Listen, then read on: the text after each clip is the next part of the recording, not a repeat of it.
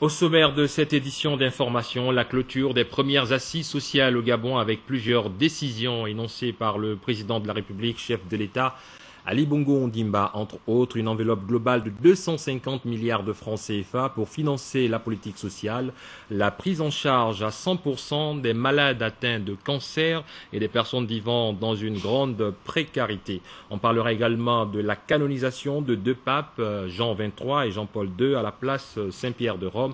À l'invitation du pape François, le chef de l'État Ali Bongo Ondimba a quitté Libreville cet après-midi à destination de Rome. Madame, Messieurs, bonsoir. Fin des premières assises sociales à Libreville, la cérémonie de clôture a été ponctuée par un discours du chef de l'État.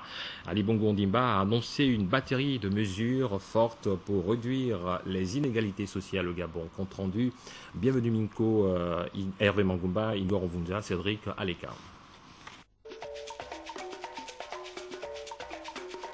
Des couleurs, des sons et des tonalités du terroir pour un générique qui restera certainement longtemps gravé dans la mémoire des personnes présentes à ces assises sociales. En prenant une part active à cette grand-messe, le président Ali Bongo Ondimba est venu au contact des Gabonais. Il a vu, il a entendu les populations avant de prendre des mesures historiques pour la nation et son peuple. Par conséquent, j'ai donc décidé que notre budget national consacrera sur les 3 prochaines années une enveloppe globale de 250 milliards de francs CFA pour financer notre politique sociale à travers notamment les filets de protection économique et transferts solidaires, le développement des activités génératrices de revenus, la mise en place d'un fonds pour le microcrédit et l'amélioration du service public de l'emploi.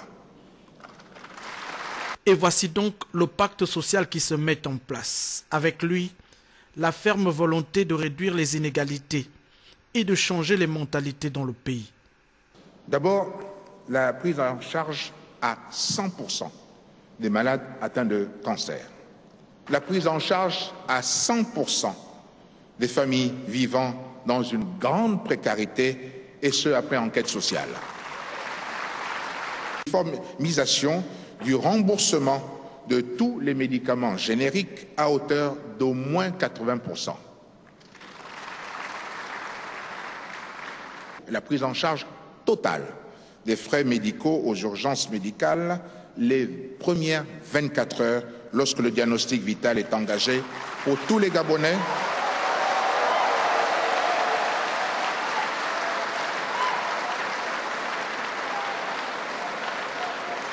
Cette prise en charge pour tous les Gabonais, qu'ils soient assurés ou non. Dans la foulée de cette annonce, les prestations sociales des économiquement faibles ont été réévaluées de 4 à 5 000 francs CFA à compter du mois d'octobre. Les entreprises de plus de 50 employés se verront désormais dans l'obligation de former des jeunes. Pour Ali Bongo Ondimba, c'est le prix à payer pour réduire la fracture sociale au Gabon. Et dans ce contexte nouveau, le certificat de résidence exigé par la CNAMGS pour l'immatriculation des personnes économiquement faibles devra désormais être délivré gratuitement.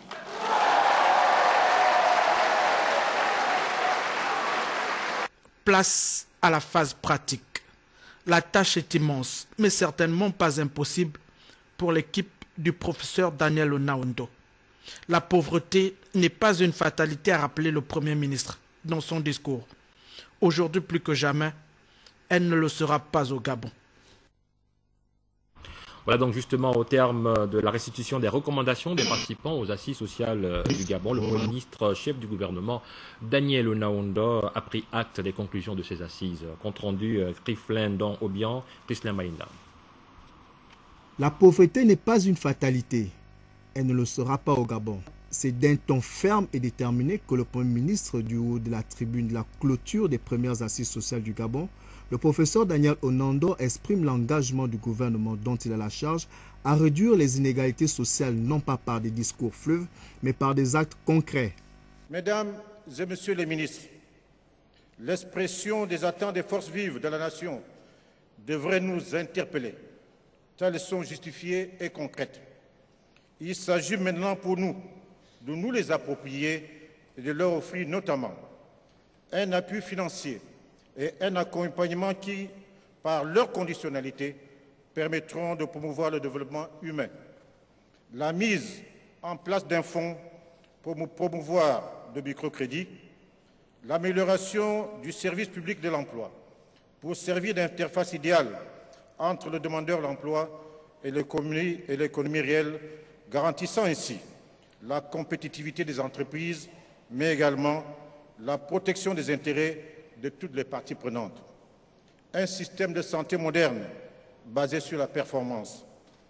Une communication plus engagée avec la diaspora pour savoir et comprendre ce que nous faisons afin de leur donner l'opportunité de rentrer et de capter les opportunités d'emploi qui naissent du plan stratégique Gabon émergent. Le chef du gouvernement sait que le président de la République, Ali Bongo Ondimba, ne le dira jamais assez. Il veut un Gabon responsable et solidaire. Une vision de haute portée nationale qui transcende toutes les divergences et clivages sociopolitiques. Pour y parvenir, il doit s'appuyer sur une équipe gouvernementale soudée, prête à faire front à la pauvreté.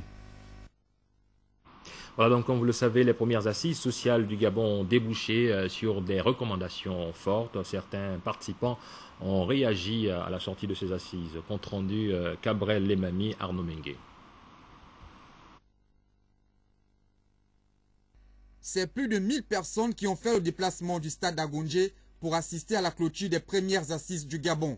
Des assises qui ont eu pour objectif la recherche des stratégies pour lutter contre la pauvreté et accélérer le développement du capital humain au Gabon.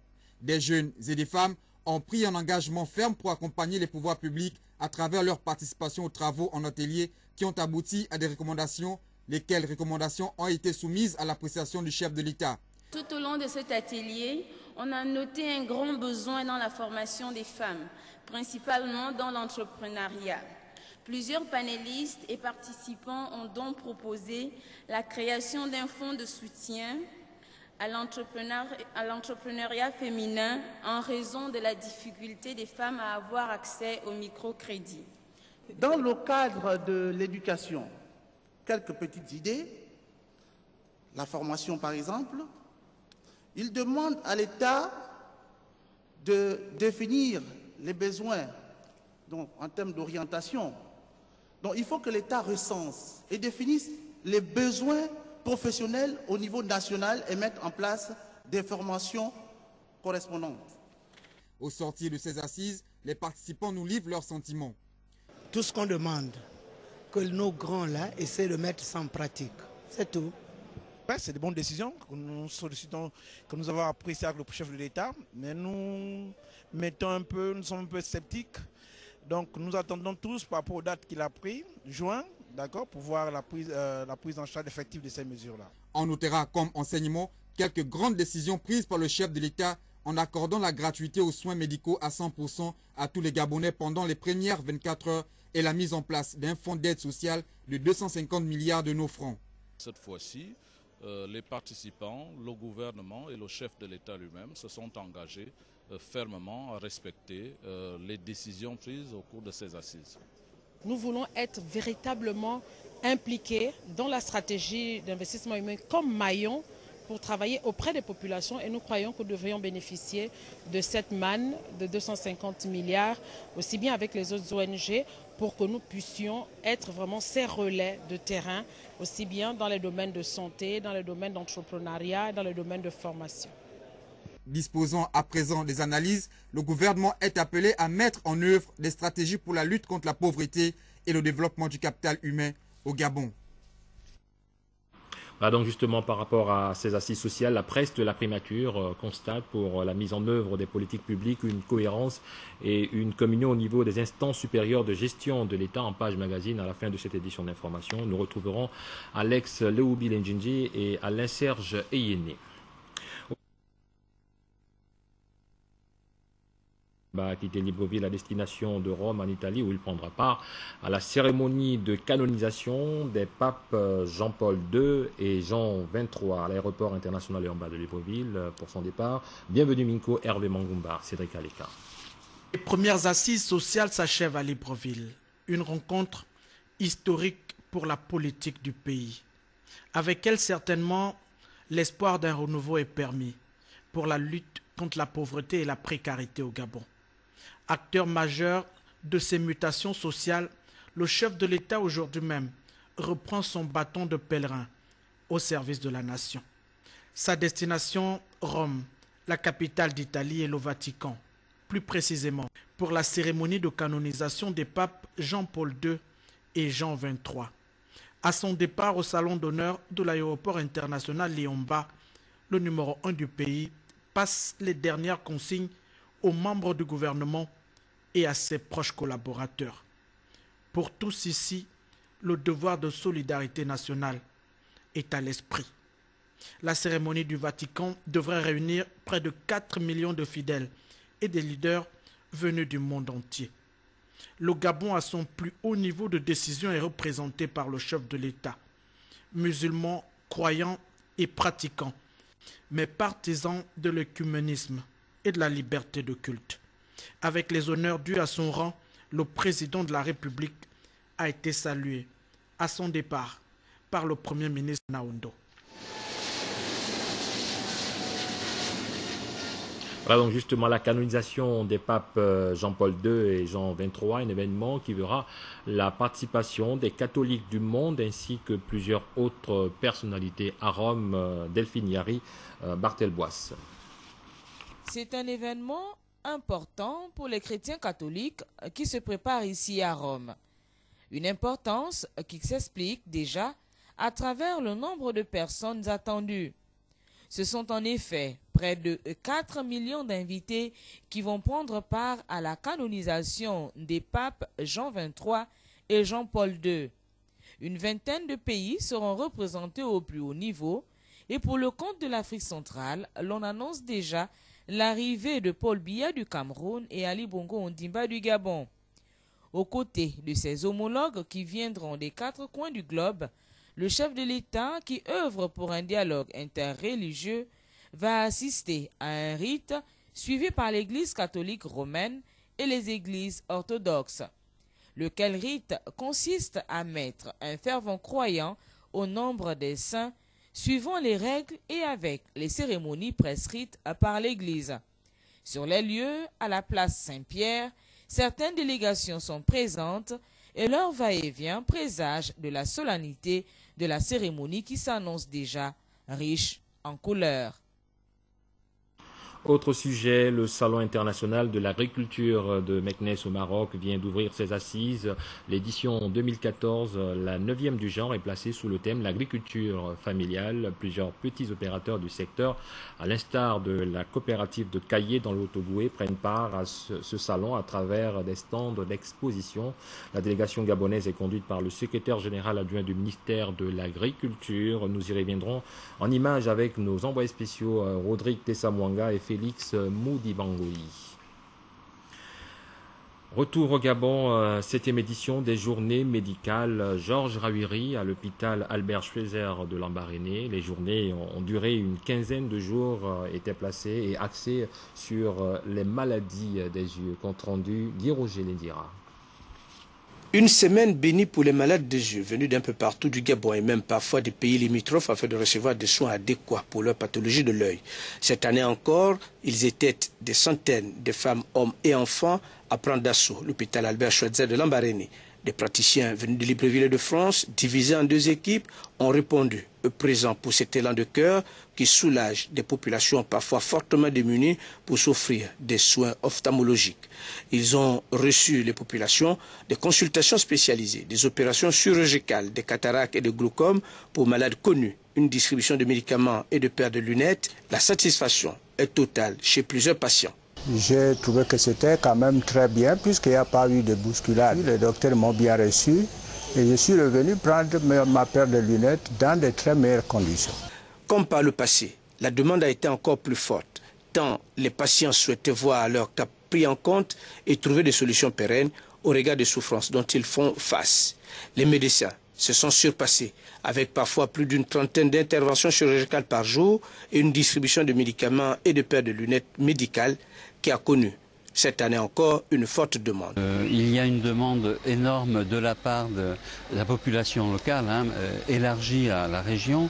Il y avait 300 personnes qui ont afflué. En 2 jours, nous en sommes à peu près à 80-90 patients. En marge de cette caravane médicale, Georges Rawiri, au nom de Mme Rose-Francine Rogombe, le président du Sénat et président d'honneur du comité d'organisation, M. Ikogu Minsan, directeur de cabinet du président du Sénat, a remis au directeur de l'hôpital Albert Schweitzer un don en matériel biomédical composé d'un stérilisateur pour matériel d'ophtalmologie, table de soins et tabouret de consultation afin de renflouer le plateau médical de cet hôpital qui a toujours répondu présent à l'occasion de ces journées. Au regard de la réputation de votre hôpital, du sérieux dont vous faites preuve, vous-même ainsi que vos collaborateurs, nous gardons de cette 7e édition des journées médicales d'ophtalmologie Georges Rawiri un souvenir ému et merci encore pour votre sollicitude et votre accompagnement. Tout est bien qui finit bien. Cette année encore, la caravane d'ophtalmologie Georges Rawiri a soulagé des centaines de populations venues d'un peu partout à travers le Gabon et d'ailleurs. Rendez-vous a été pris pour la 8e édition en 2015. Dans la capitale gabonaise, le maire de la commune de Libreville a reçu à son cabinet de travail une importante délégation d'hommes d'affaires tchèques. Les dirigeants de la société Climat Export étaient accompagnés du nouvel ambassadeur de la République tchèque au Gabon. Compte rendu Tekler Mikwimono, Christlin Maïda. Cette audience que Madame le maire central de la commune de Libreville, Rose Christiane Osuka Raponda, a accordée aux dirigeants de la société Climat Export AS de Prague s'inscrit dans le cadre des actions visant à renforcer la coopération entre la République tchèque et le Gabon. La délégation, en effet, était conduite par l'ambassadeur nouvellement accrédité de la République tchèque au Gabon. La République tchèque est un pays de haute technologie et nous voulons pas seulement livrer nos technologies ici, livrer nos produits ici. Nous voulons un partenariat. Et dans ce sens, nous suivons avec beaucoup d'intérêt la politique de M. le Président de la République de la coopération tous azimuts. C'est pas seulement du business, mais des échanges humains, de la formation. Alors, avec les produits tchèques, nous voulons voir ici aussi des techniciens tchèques, des médecins tchèques, qui vont partager leur know-how avec les Gabonais et voir beaucoup plus de Gabonais en République tchèque. Alors qu'elle a initié il y a peu de temps quelques projets au Gabon, dont la construction et l'équipement des hôpitaux de 3e génération à Oyem et à Mouila, la société Climat Export a entrepris d'agrandir son champ d'intervention en contribuant à la modernisation du système de transport urbain et à la construction de logements sociaux à Libreville. Ce sont les livraisons mais clés en main. Ça veut dire que pour Climat va livrer tout ce qui concerne la construction des bâtiments, l'équipement et technologie médicale. Cette audience, il faut le dire, marque le début d'une collaboration plus étroite entre la mairie centrale de Libreville et l'entreprise tchèque Climat Export. Voilà, donc quelques heures après cette audience, le maire de la commune de Libreville a visité les marchés municipaux de Lui, d'Amboé et de Kembo en vue de s'enquérir de l'état et du fonctionnement de ces établissements publics. Compte rendu Tekler Mikwimono, Christlin Maïda.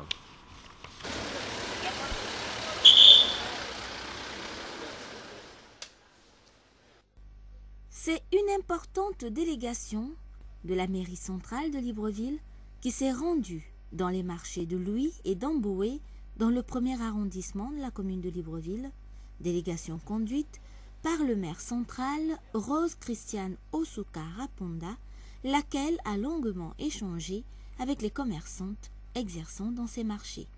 Il y a un marché qui a été construit pour que les femmes commerçantes installent leurs produits. On ne se met pas dehors comme ça, sur le toit en train de vendre.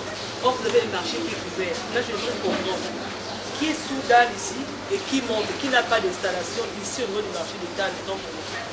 La femme des maniocs. Ça, je veux savoir. On peut vendre 5 000, 8 000. Et là-dedans, il faut payer aussi l'État. L'État nous a donné 15 000. Et si tu vas même pendant tout le mois, tu n'as rien eu, la marchandise, ça pourrit. Donc les 15 000 que tu vends, c'est ce que tu vas donner. 15 000 par mois. Autre marché municipal visité, le marché Lubin Martial Ntutumobam, communément appelé marché de Nkembo, dans le 2e arrondissement de la commune de Libreville. Ici, Madame le maire a pu être édifiée sur les préoccupations des commerçantes et commerçants en activité dans cet espace commercial.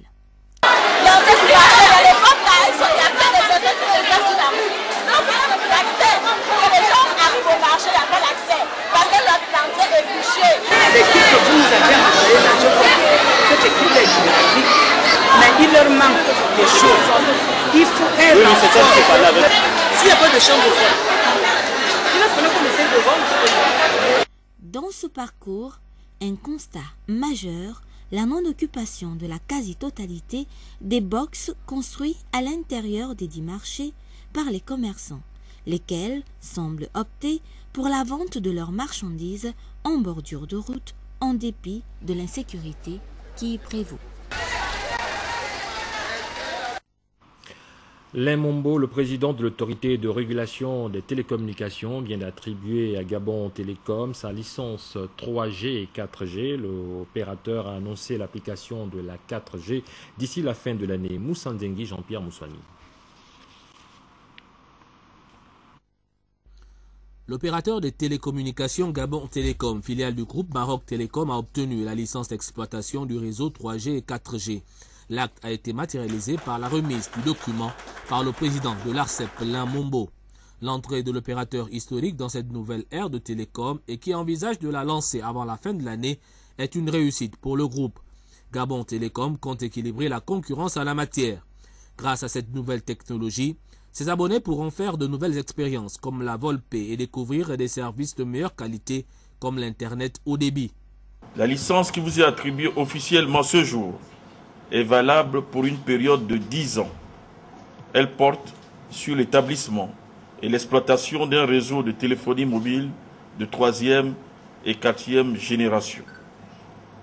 En vue de la fourniture au public des services de télécommunication sous réserve du respect des dispositions du cahier des charges associé, lequel fait partie intégrante de celle-ci.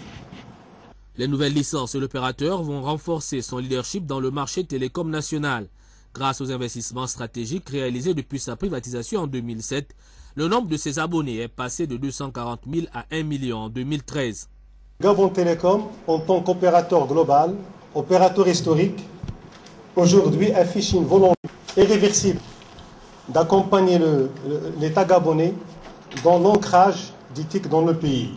Nous savons tous, comme l'a dit tout à l'heure Monsieur le Président, que la fibre optique et le haut débit sont très importants dans le développement d'un opérateur, mais sans l'Internet mobile haut débit, le développement d'éthique ne sera pas terminé.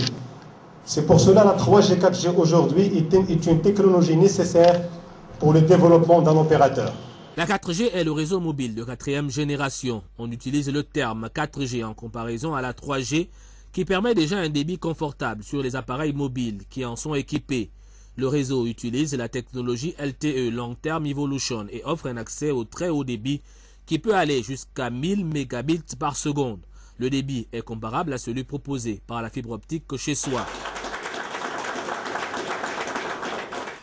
Les 46 ans du PDG ont été fêtés en Dindi, dans la Haute-Bagno, sous le signe de l'adhésion au pacte social que le président de la République vient de signer avec les populations gabonaises. Compte rendu, Patrick Simangoy. Voici Ndindi, le chef-lieu du département de la Haute-Bagno.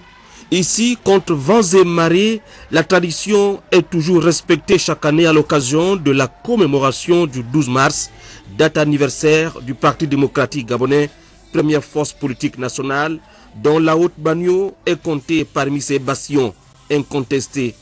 Commémoré en différé le 12 avril dernier, l'événement a réuni les élus locaux et nationaux du parti, membres du bureau politique et représentants du comité consultatif des sages du PDG, ainsi que les militants venus en masse célébrer l'unité, la cohésion et surtout le développement économique et social impulsé depuis 2009 par le président du PDG, Ali Bongo Ondimba, dont la vision d'un Gabon émergent pour le pays a reçu le soutien des militants de Ndindi. Nous, jeunes de l'Union des jeunes du Parti démocratique gabonais, réaffirmons notre attachement indéfectible à la ligne disciplinaire du parti.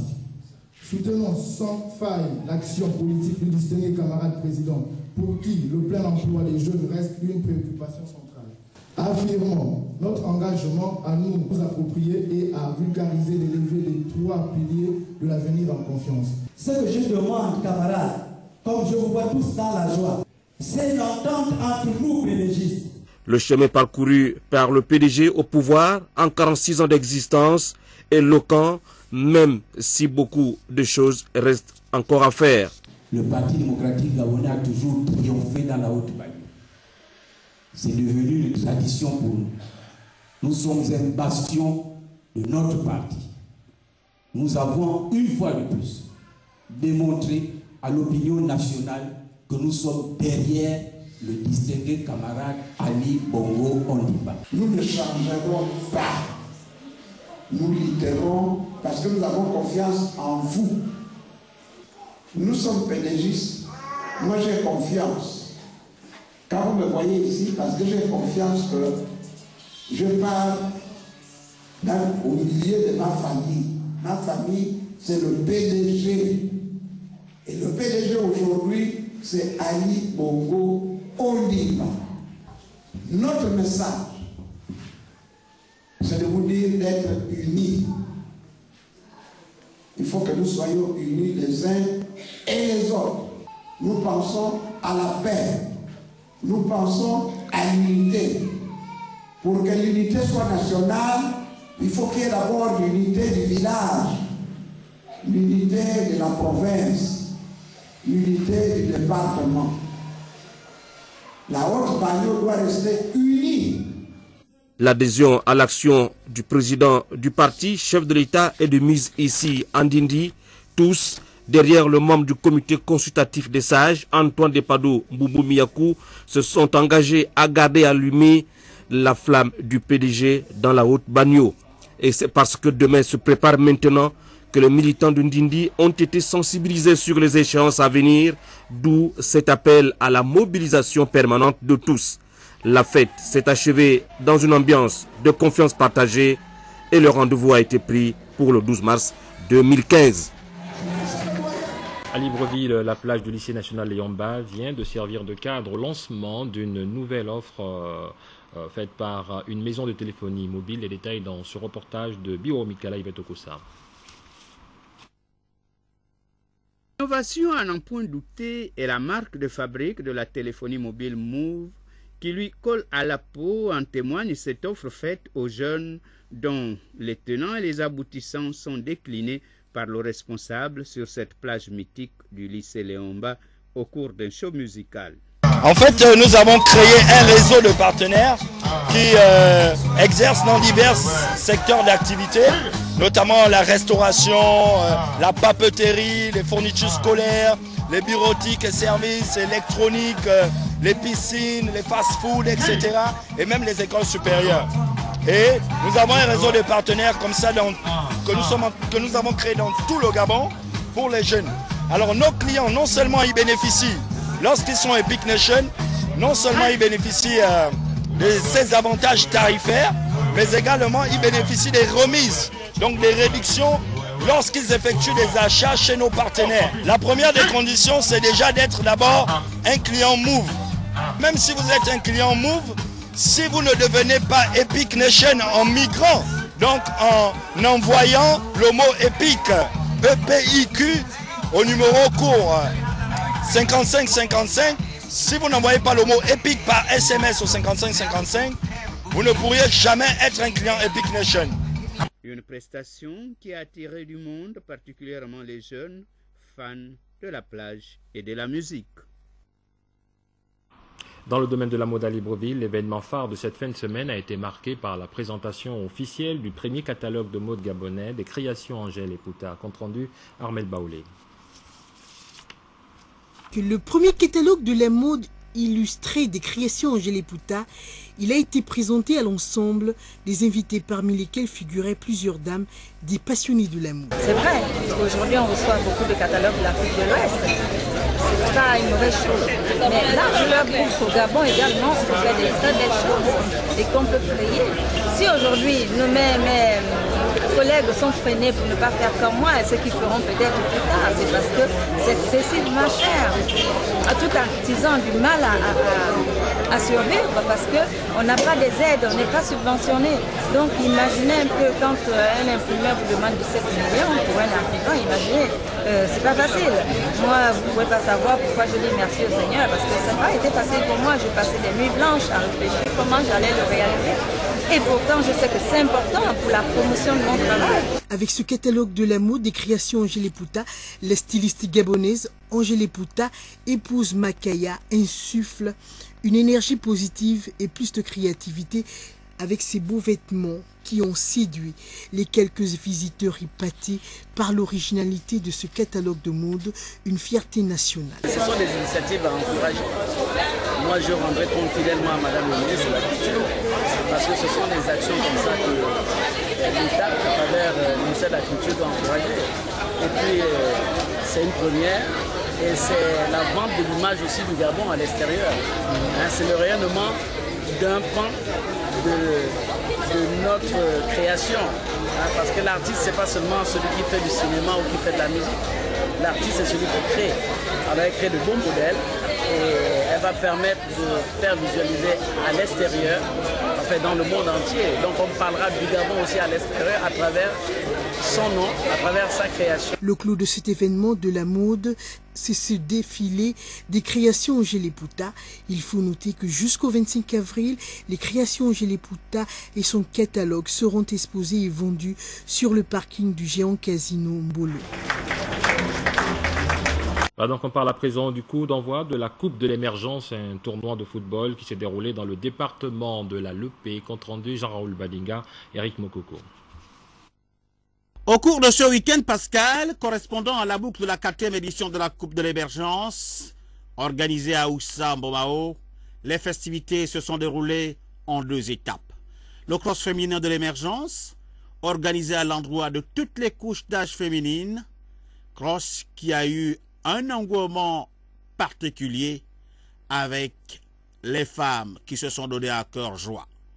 Entre le point de départ situé au village Mbomao et le point d'arrivée au village Oussa, c'est Mbola Aimé-Flore qui a glané la médaille d'or, a rappelé que plusieurs médailles et prix ont été distribués à toutes les participantes. Raphaël Gazouzé, membre du bureau politique du Parti démocratique gabonais et parrain de la Coupe de l'émergence, a par la suite donné le coup d'envoi de la finale du match de football au stade Mbomao. Cette confrontation a mis aux prises l'équipe de Malola de Fieng 2 à Nzan Fieng de Ken 2 à l'entame du match sur un rythme soutenu. C'est l'équipe de Malola de Ken 2 faisant l'essentiel par l'entremise de son buteur maison Iwongo qui a ouvert le score à la 27e minute. Toutefois, la poussée de l'équipe de Zafiang en deuxième période finit par payer, mais le but va être refusé par l'arbitre pour position d'hors-jeu. Tout cela sous le regard des membres du bureau politique Raphaël Gazouzé entouré du député Steve Edzeba Biké, des cadres et autres membres de la fédération Fiang Okado Elinke. Au terme de 90 minutes de jeu, l'équipe de Malola remportait le tournoi en battant Zanfieng sur le score de 1-0. Plusieurs prix d'encouragement et médailles ont également été distribués dans cette discipline à tous les participants. Le trophée dit trophée du distingué camarade président de la Coupe de l'émergence a été remis par le parrain à l'équipe gagnante, c'est-à-dire Malola. Tenez-vous bien, la fête fut belle. Voilà donc avant la page magazine de cette édition d'information, retenez une autre information. Idrissa Ndoye et l'ensemble des membres d'Aïra invitent les Librevillois à prendre part à la conférence sur la paix organisée le jeudi 1er mai à la Chambre de commerce de Libreville et le vendredi 2 mai à Glace à 14h. Le conférencier sera Cheikh Seyd Mohamedou Mansour Si Djamil, coprésident mondial des religions pour la paix. Je vous invite à présent à suivre la page magazine de cette édition d'information. 5 minutes sur les assises sociales. Et quant à moi, je vous retrouve demain à la même heure, toujours avec le même plaisir. Au revoir. Appréciant le riche contenu des assises sociales du Gabon, le Premier ministre, le professeur Daniel Onaondo, a réitéré ce jour ses engagements vis-à-vis de la commande politique adressée au gouvernement par le président de la République. Monsieur le Président de la République, chef de l'État, en ma qualité de Premier ministre, chef du gouvernement, et au nom du gouvernement que je conduis, je prends l'engagement de ne ménager aucun effort afin de relever les défis sociaux préalablement identifiés dans la stratégie d'investissement humain du Gabon, mais surtout de tout mettre en œuvre pour la rendre opérationnelle et concrète. Cependant, la réalisation de cette stratégie pour le bien-être de nos populations nécessite une mobilisation des moyens financiers qui passe inéluctablement par un meilleur contrôle de la dépense publique et la réduction du train de vie de l'État. Monsieur le Président de la République, chef de l'État, je vous réitère donc solennellement ma détermination et celle de mon gouvernement à œuvrer sans relâche à la concrétisation des conclusions et recommandations issues des travaux de ces assises. La pauvreté n'est pas une fatalité. Elle ne le sera pas au Gabon. Je vous remercie. Comme lu dans la boule de cristal, le complément d'indication, d'orientation du chef de l'État à l'endroit du gouvernement est arrivé plus qu'à propos lors de la clôture de ces assises sociales. Monsieur le Premier ministre,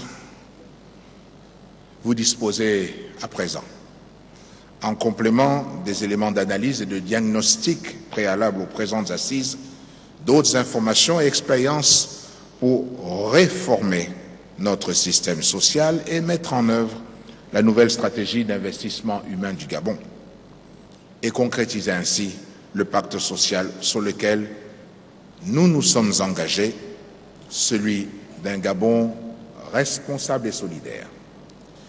Donc, Monsieur le Premier ministre, Mesdames et Messieurs, aucune réforme, disais-je, ne peut aboutir si elle n'est assise sur un ensemble de lois et textes réglementaires clairs et précis, c'est-à-dire qui permettent de dire ce que l'on va faire, comment on va le faire et avec quelles ressources on va la mettre en œuvre.